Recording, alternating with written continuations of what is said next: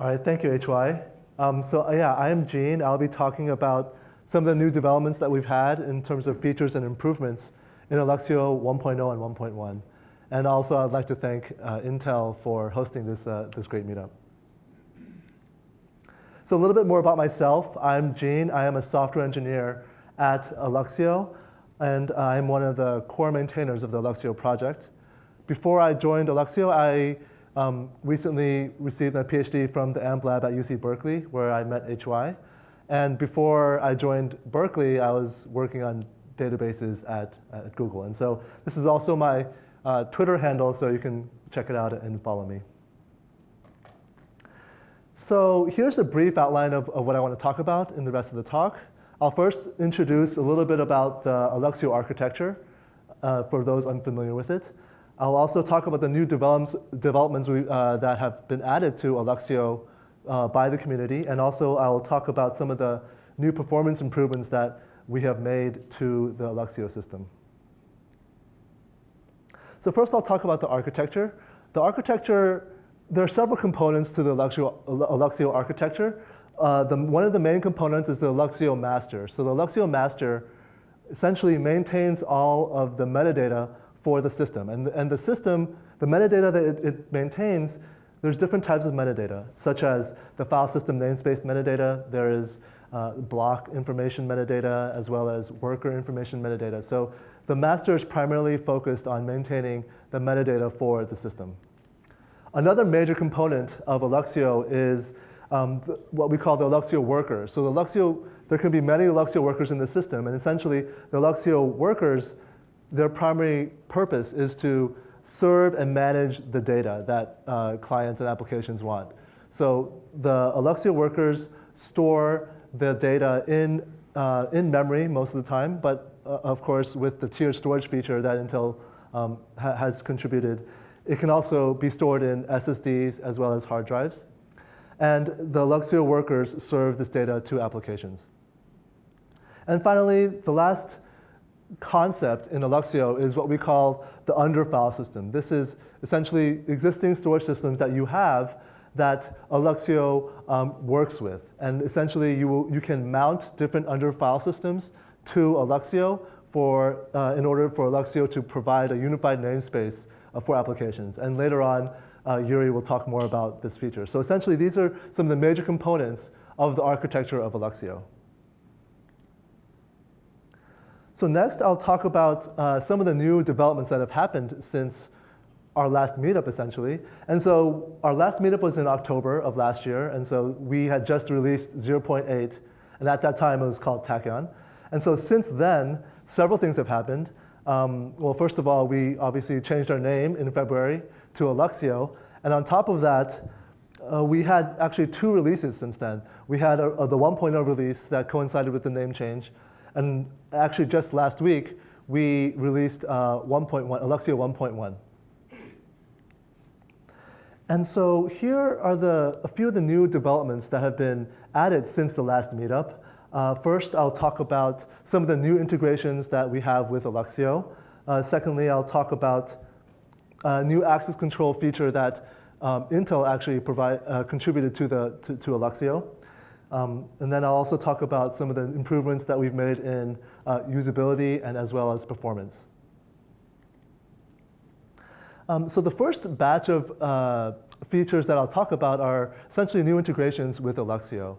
Alluxio, essentially, we've added new integrations with the ecosystem, and one of them is for the Swift integration within Alluxio.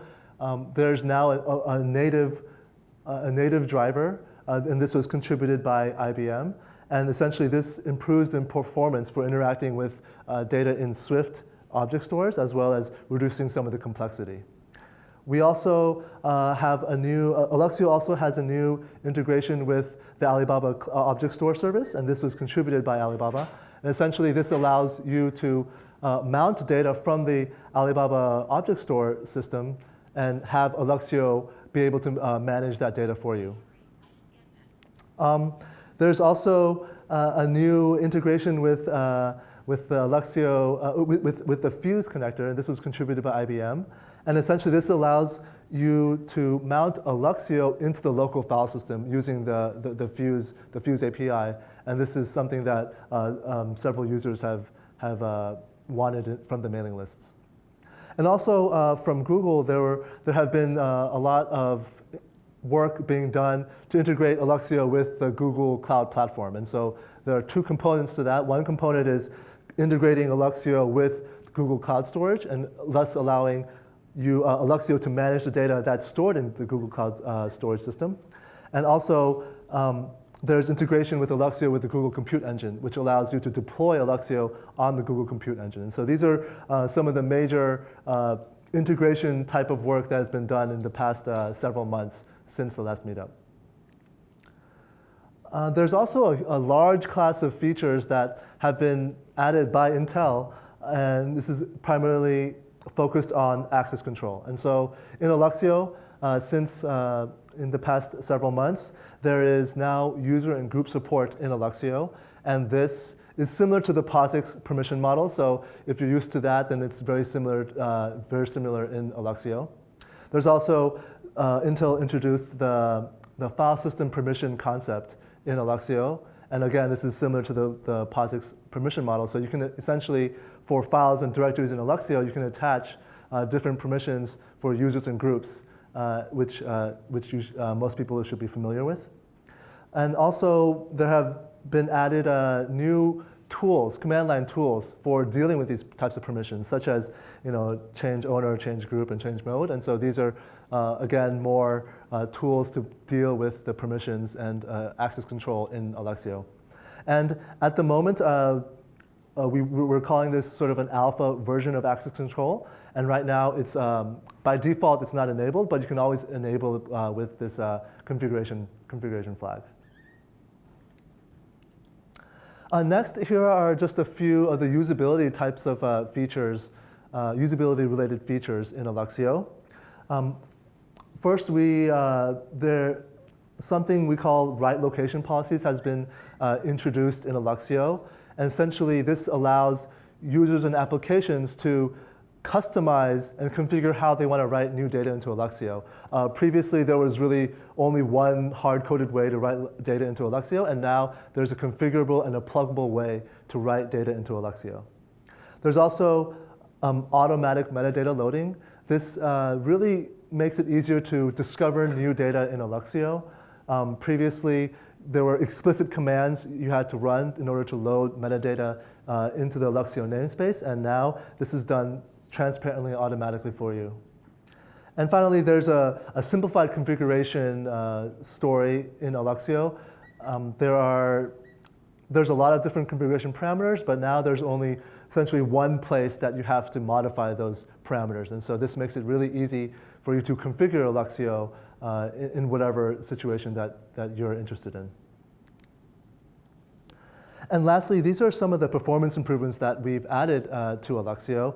And we've done a lot of work in the sort of the scaling out the master as well as scaling out the worker. And this involves a lot of different techniques, such as introducing fine-grained locking, or better journaling, or better data structures, or locking techniques. So this really improves a lot of the performance characteristics of Alluxio, as well as we've added better support for workloads that involve random I/O. And previously, it was difficult or more difficult to essentially have data being accessed randomly to be cached in Alluxio, but now it essentially is done automatically for you. And this is actually a common workload, especially if you're running something like if you're reading something like Parquet files. And so a lot of performance gains can be found by that. So next, I'll sort of go through some of the performance results that we've experimented with the newest release. So in this first experiment, we wanted to test master metadata scalability, and so we had a bunch of threads create a bunch of empty files. So there's no data in these files, but it's essentially we're stressing the master metadata performance. And we have, this is essentially the throughput over time throughout the duration of the test or the experiment. And this is the throughput over time for the 1.01 release.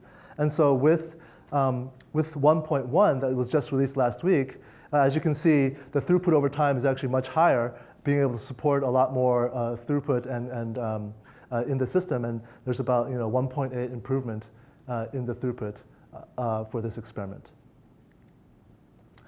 In this experiment, it's actually the exact same setup. However, the master journal is now not on the local master. It's actually on a remote HDFS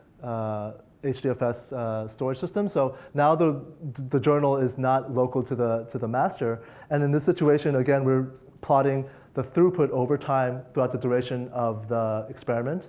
And with the newest version, 1.1, there's massive speedups, 23 times improvement in terms of the throughput. And this is actually really highlights some of the improvements we've made in how we journal the operations in the Alluxio master. Next, this is essentially like a read-only type of operation where we're just reading a lot of directories with a lot of files in them. And so this is the throughput over time as we're reading a lot of directories in Alluxio. And so in the newest version in 1.1, this is the performance. It's obviously another massive gain in terms of the throughput that Alluxio can support. And this, again, highlights some of the improvements we've made in the master in how we sort of deal with the locking and things like that. So this really improves a lot of the throughput characteristics of the master. And lastly, this is an experiment we ran on the worker side, and to show how we've made improvements on the worker side. In the 1.01 version, as the workers would gain more, would actually store more blocks on that particular worker, the latency for writes would actually be increasing. And so as you can see in this graph, as the worker gains more and more blocks in the system, in that particular worker, the latency of writes actually increases. And that's actually not a great situation. So in the 1.1 release, it's now a very steady, flat, and low curve. And essentially that means that the worker can scale well out as we increase the number of blocks being stored on that worker. So these are just some of the highlights, some of the experiments we have run in terms of performance with Alluxio, the master and the worker. And there's obviously more performance improvements throughout. And so, yeah, so I encourage you guys to try out the newest version of Alluxio, 1.1.0, and you can see more of the release notes here on this URL. Thank you very much.